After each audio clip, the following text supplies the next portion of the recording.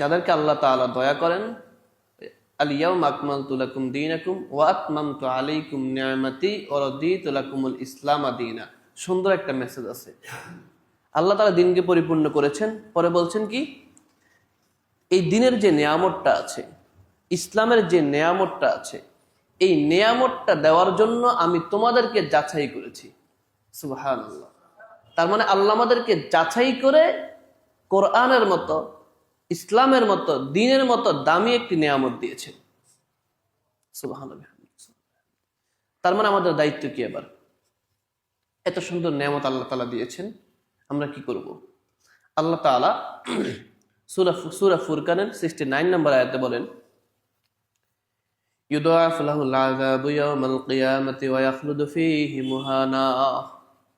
আল্লাহ তাআলা ওই বিভ্রান্ত জাতিকে উদ্দেশ্য করে বলছেন, যাদের কানে হকের আওয়াজ পৌঁছানো হবে, যারা হকের আওয়াজ পেয়েও হককে অস্বীকার করবে, যারা কোরআন ও হাদিসের দাওয়াত তাদের কানে বারবার পৌঁছে দেওয়ার জন্য উম্মতের ওলামায়ে কেরাম চিৎকার করবে, চিৎকার করতে করতে করতে পুরো জীবন শেষ করে দিবে, এদের এক কান দিয়ে ঢুকবে, অন্য কান দিয়ে বের হয়ে যাবে। আল্লাহ বলেন, ইউদাআফ লাহুল আযাব, কাল কিয়ামতের ময়দানে এদের আযাবকে আমি দ্বিগুণ করে দিব। ইউদাআফ লাহুল আযাবু ইয়াওমাল কিয়ামাহ ওয়া ইয়াখলুদু ফীহি মুহানা। এদের আযাবকে আল্লাহ তাআলা দ্বিগুণ করে দিবেন, এদের আযাবকে আল্লাহ তাআলা আরো ভয়াবহ করে দিবেন। জাহান্নাম তো এমনিতে একটা ভয়াবহ জায়গা, জাহান্নাম তো এমনিতে একটা ভয়াবহ জায়গা। জাহান্নামের আগুন কি কোনো মানুষ সহ্য করতে পারবে? দুনিয়ার আগুন, দুনিয়ার সামান্য দিয়া সলায়ের একটু আগুন যদি হাতে লাগে, ঠোসা পড়ে যায়। দিনের পর দিন সেটা আমাকে কষ্ট দেয়, আপনাকে কষ্ট দেয়। মা বোনরা রান্না করতে গেলে বিভিন্ন সময় হাতের মধ্যে ছেক লাগে, আগুনের ছেক লাগে। এই সামান্য পরিমাণ আগুনের ছেক লাগার কারণে কখনো কখনো সপ্তাহ চলে যায়, কষ্ট পেতে হয়। তাহলে যে আগুনকে আল্লাহ তাআলা 3000 বছর, কোন বর্ণনায় 5000 বছর জ্বালিয়ে যে আগুনকে এত মজবুত করেছেন, এত ঘনত্বপূর্ণ অন্ধকারাচ্ছন্ন একটা আগুন বানিয়েছেন, এই আগুনকে সহ্য করা সম্ভব? ইমাম শুআইব আল-নাহুদ থেকে একটি বর্ণনা আছে, ইলামুল মুওয়াক্কিন কিতাবের মধ্যে উল্লেখ আছে যে আল্লাহর একজন বিখ্যাত আলেম, তিনি মাঝে মধ্যে মোমবাতির আগুনের উপরে হাত দিতেন। কোন গুনাহের কাজ যখন করতে মন চাইতো, মোমবাতির আগুনের উপরে হাত দিয়ে পরীক্ষা করতেন যে কতক্ষণ সেটা সহ্য করতে পারে, কতক্ষণ সহ্য হবে। তাহলে মোমবাতির আগুন যদি আমার 10 সেকেন্ড সহ্য না হয়, জাহান্নামের আগুন কতক্ষণ সহ্য করতে পারে? আল্লাহ সূরা আসরে বলছেন, ইন্নাল ইনসানা লাফি খুসর, পৃথিবীর সব মানুষ ক্ষতির মধ্যে আছে, পৃথিবীর সব মানুষ ক্ষতির মধ্যে আছে, কিন্তু ইন্নাল ইনসানা লাফি খুসর ইল্লাল্লাযীনা আমানু ওয়া আমিলুস সালিহাত, যারা ঈমান এনেছে এবং ভালো কাজ করেছে। এখানে আমাদের কথা, ঈমান এনেছে কারা? ঈমান চিনেছে যারা। আমরা তো সবাই মুসলমান, বাপদাদার ধর্মে সবাই মুসলমান, বাপদাদা মুসলমান, আমরাও মুসলমান। কেউ কেউ গরু খাওয়া মুসলমান, কেউ কেউ 2 ঈদের নামাজের মুসলমান, কেউ কেউ শুক্রবারে জুমার নামাজের মুসলমান। ঠিক না? আবার বহুত মানুষ তেমন পাওয়া যায়, 4 ওয়াক্ত নামাজ পড়লেও ফজরের নামাজ পড়তে পারে না।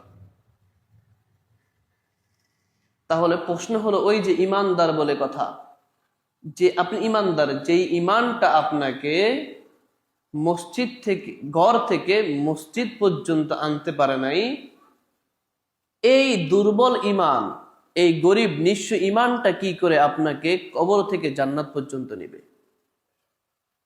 আমরা সবাই তো জান্নাত আশা করি, সবাই। আপনি দান সদকা কেন করছেন? জান্নাতে যাওয়ার জন্য। নামাজ কেন পড়ছেন, সালাত কেন আদায় করছেন? জান্নাতে যাওয়ার জন্য। আমলে সালেহ কেন করছেন? জান্নাতে যাওয়ার জন্য। সবার দাবি তো একটা, জান্নাতে যাওয়া। আপনি পীরের কাছে কেন যাচ্ছেন?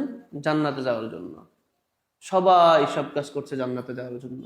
আসলে জান্নাতের রাস্তা কোনটা? ইল্লা মান তাবা, সূরা ফুরকানের 70 নম্বর আয়াতে আল্লাহ তাআলা বলছেন, ইল্লা মান তাবা ওয়া আমানা ওয়া আমিলা আমালান সালিহা।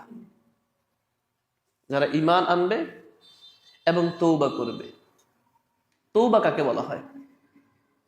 তওবার পরিপূর্ণ এবং পারিভাষিক অর্থ হলো ফিরে আসা।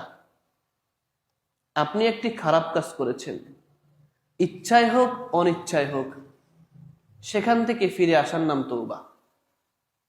আর তওবা হলো গরদান নেহাদান ওয়া তাআন, আল্লাহর প্রত্যেকটা বিধানের কাছে মাথাকে নত করে দেওয়া। যেখানে আল্লাহর কোনো বিধান আসবে সেখানে পৃষ্ঠদিশ না দেখানো। অর্থাৎ আল্লাহর বিধান যেখানে চলে আসবে সেখানে আল্লাহর বিধানের কাছে মাথা নত করা। তওবা মানেই একটা গুনাহ করেছি, গালের মধ্যে থাপ্পড় দিয়েছি, এটার নাম তওবা না। তওবা মানেই একটা ভুল হয়ে গেছে, আল্লাহর কাছে ক্ষমা চাইলাম, আবার করলাম, এটার নাম তওবা না। তওবা হলো, তওবায়ে নাসুহা করতে আল্লাহ তাআলা বলেছেন। তওবা হলো এমন জিনিস যেখান থেকে ফিরে আসা আর মরণ পর্যন্ত সেই গুনাহটা আর না করা। আল্লাহ তাআলা তাদের জন্য রেখেছে জান্নাত, ইল্লা মান তাবা ওয়া আমানা ওয়া আমিলা আমালান সালিহা। এবং তারা ভালো আমল করবে, মানুষকে ভালো আমলের দিকে আহ্বান করবে, তারা ভালো কাজ করবে। আমরা তো ভালো কাজ করছি। এখন আমি ভালো কাজ করছি, আপনাদেরকে ভালো কাজের প্রতি আহ্বান করছি।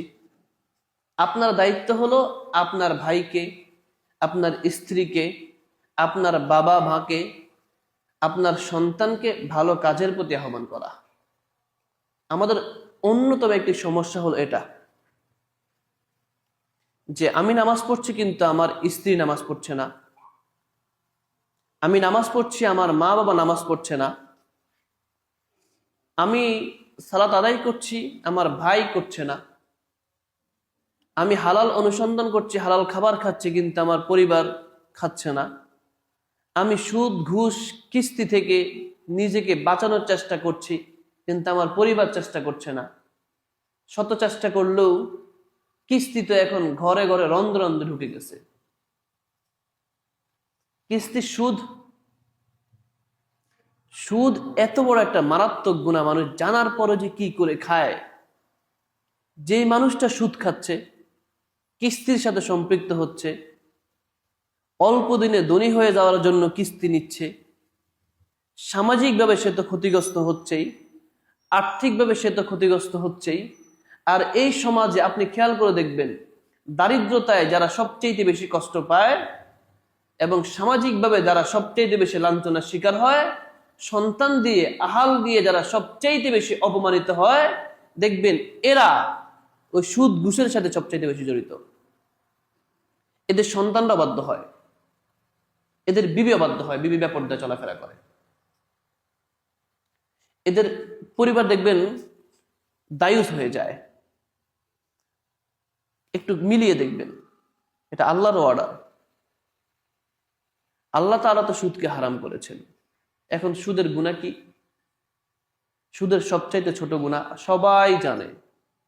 এই পৃথিবীর এমন কোন নিকৃষ্ট, কোন সবচাইতে খারাপ মানুষটা যে, পৃথিবীর সবচাইতে খারাপ মানুষটা যে, তাকেও যদি বলা হয় আস্তাগফিরুল্লাহ, তুমি তোমার মায়ের সাথে জিনা করা, তাহলে সে কি করবে?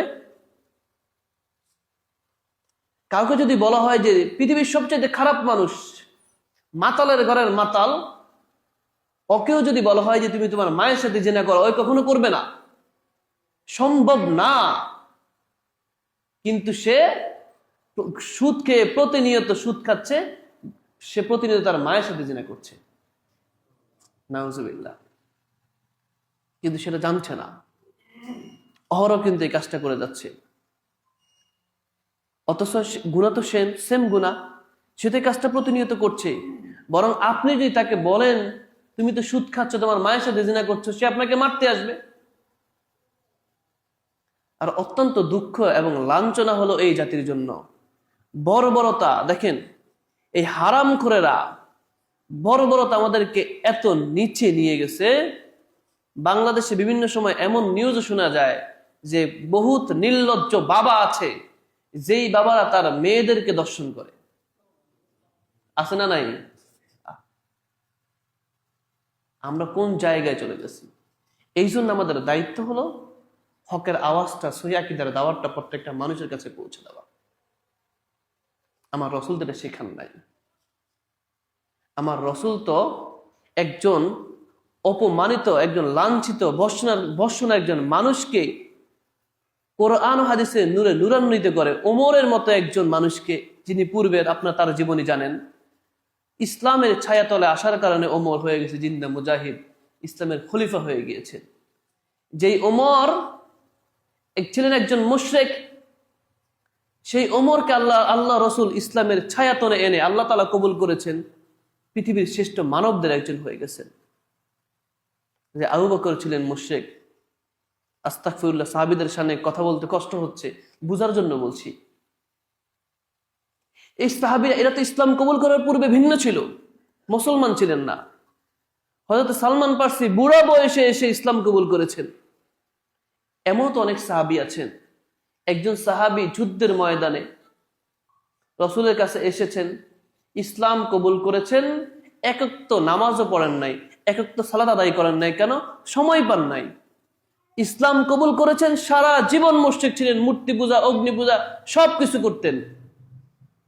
ইসলাম কবুল করেছেন, যুদ্ধের দামামা বেজে গেছে, যুদ্ধে গিয়েছেন, শহীদ হয়ে গিয়েছেন। রসুল বলেছেন এই লোকটা জান্নাতি। কেন? শুধুমাত্র ইসলাম কবুল করার কারণে। এখন আমাদের যে ভাইয়েরা শিরিক বেদাতে লিপ্ত, তাদের প্রতি আমাদের এই দাওয়াত থাকবে, ইসলাম কবুল করেন, জান্নাত দেওয়ার মালিক তো আল্লাহ, হেদায়েতের মালিক তো আল্লাহ। আল্লাহ বলেন ওয়াকুলিল হাক্কু মির রাব্বিকুম, ওয়াকুলিল হাক্কু মির রাব্বিকুম। হেদায়েত শুধু আল্লাহর পক্ষ থেকে আসে, পৃথিবীর কোনো মানুষ কাউকে হেদায়েত দিতে পারবে না।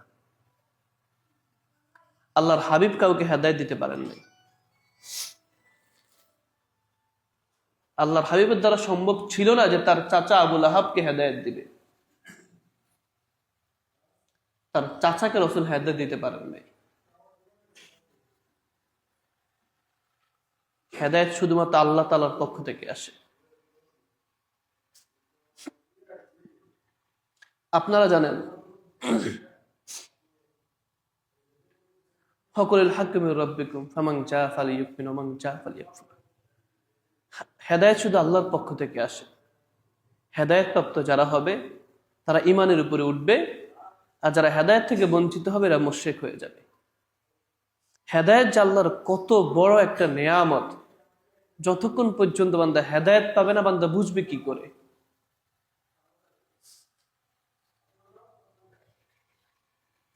আমরা তো দিনের পর দিন সহিহ আকীদার সালাফি মানহাজের বিরোধিতা করেছি, বছরের পর বছর করেছি। কিতাব থেকে পড়ে, লেখনের মাধ্যমে, বক্তব্যের মাধ্যমে, বাহাসের মাধ্যমে, ডিবেটের মাধ্যমে। যদি একটা মিশন ছিল এই জাতিকে বিভ্রান্ত করা, সেখান থেকে আল্লাহ তাআলা তুলে এনেছেন। আমি বেদাতীকে আল্লাহ তাআলা এখন সহিহ আকীদায় কবুল করেছেন। হেদায়েত আল্লাহর পক্ষ থেকে অনেক বড় একটা পাওয়া।